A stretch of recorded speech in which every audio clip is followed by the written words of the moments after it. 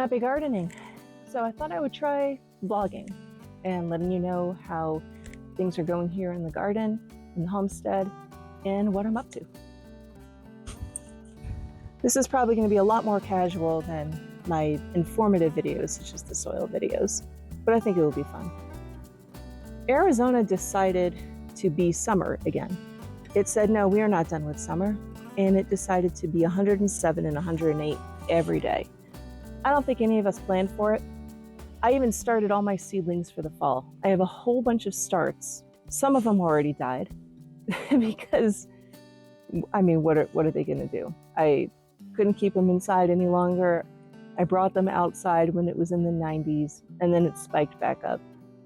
But Arizona is amazing and at the same time unpredictable with this heat. So I'll probably start some more seedlings soon and see what I can get planted in the gardens, hopefully next week. I harvested a whole bunch of Roselle hibiscus, some curry leaf, and I have some seeds from the seed heads of my sorghum molasses.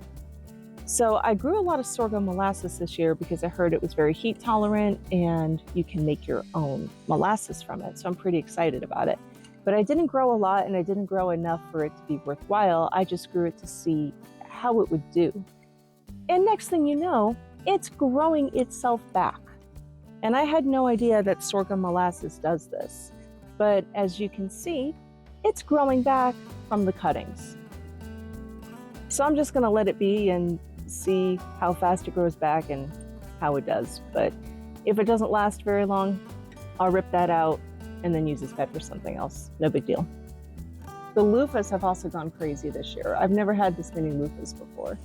And there's so many big ones. I've talked to my husband. We're really excited about making some sponges and some bath scrubs. So who knows? As long as we get a couple of big ones, then we're pretty happy with the harvest. It doesn't have to be a million, it just needs to be enough. The timing has definitely been hard for me to make videos because of the heat, but I'm toying around with the idea of this winter making a soil course that would be available maybe via Zoom, maybe YouTube, I'm not quite sure, but kind of some basics of soil, going over different terminology and getting everyone a little bit more informed on soil. And I would make it free. I'm not at the point where I would charge anything, and it would just kind of be very basic soil information leading up to a little bit more advanced terminology, kind of like what I'm doing with my videos, but it would be more of a crash course. Let me know in the comments if this is something that you're interested in. Or if you're just using the videos that I post as soil classes, then great. I don't have to reinvent the wheel. We can just continue learning from what I'm already doing. I made this tea way too strong. So as you know, I did a garden revamp, and I would say it's mostly done. I'm really, really happy with how everything turned out. So for the first couple of years at this spot, I used raised wooden beds, which did not turn out well at all. They were 9 inches deep. I thought that was going to be enough for what I was doing. It was not enough.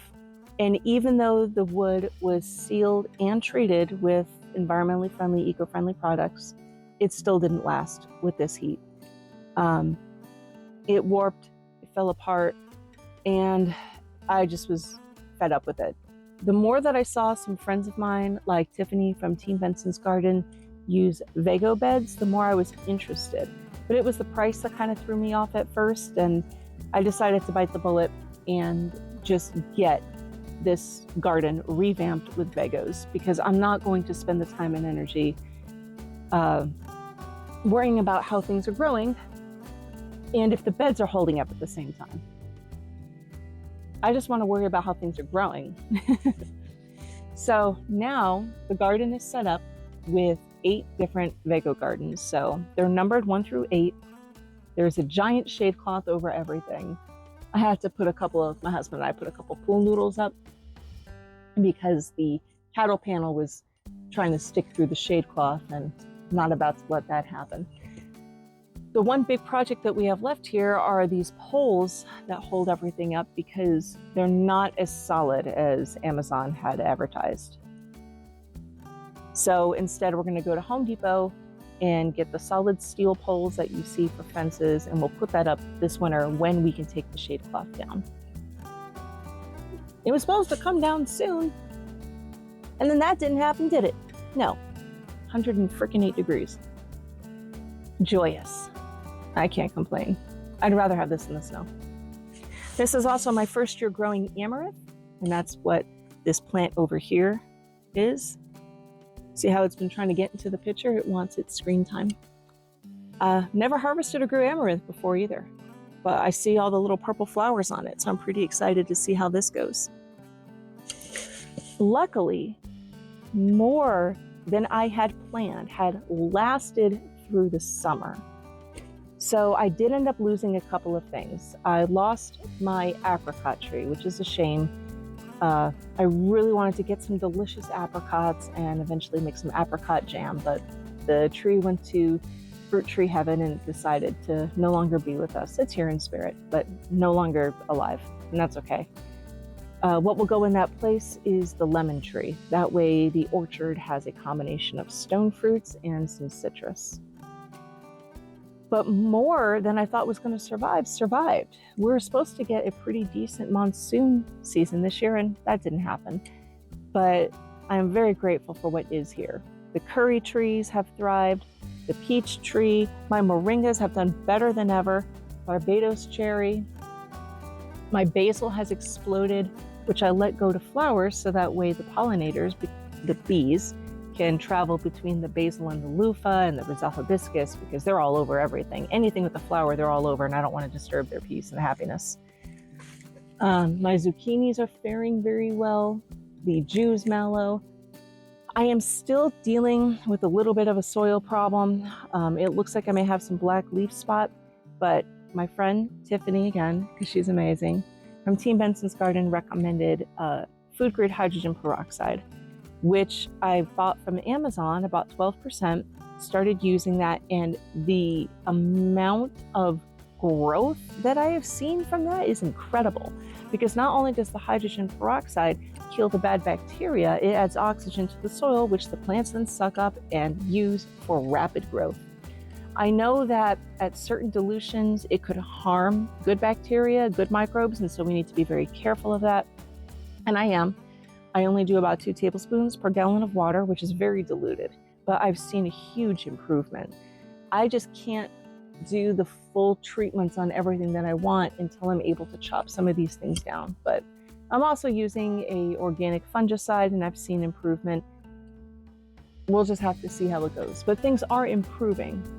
I'll probably go get a soil test this fall.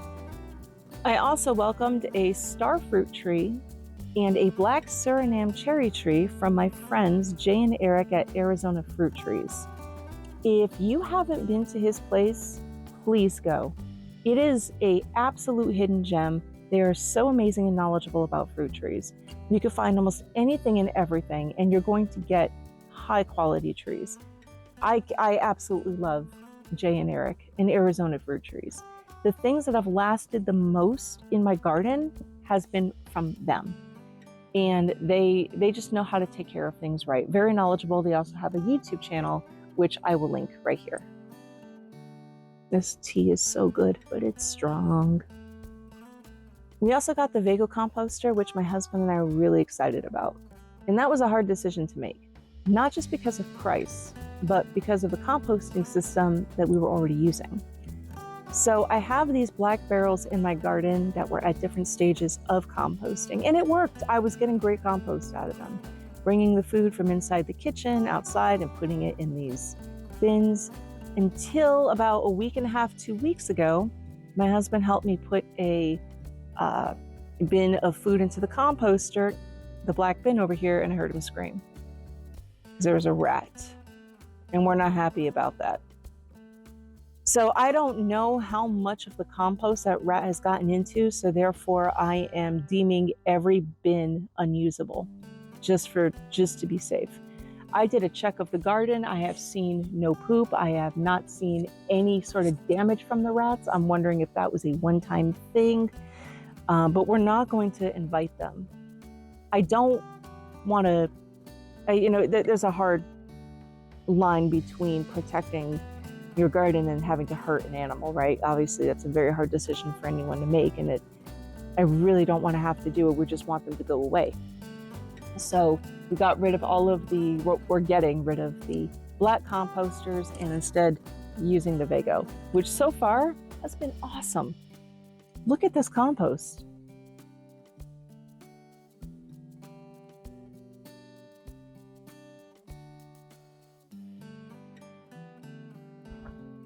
And no, they're not sponsored.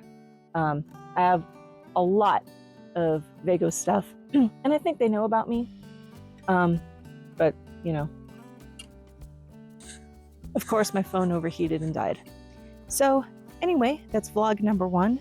Thank you for watching. I will see you next time for vlog number 2 and for more videos about soil and gardening. Until then, happy gardening and save the soil.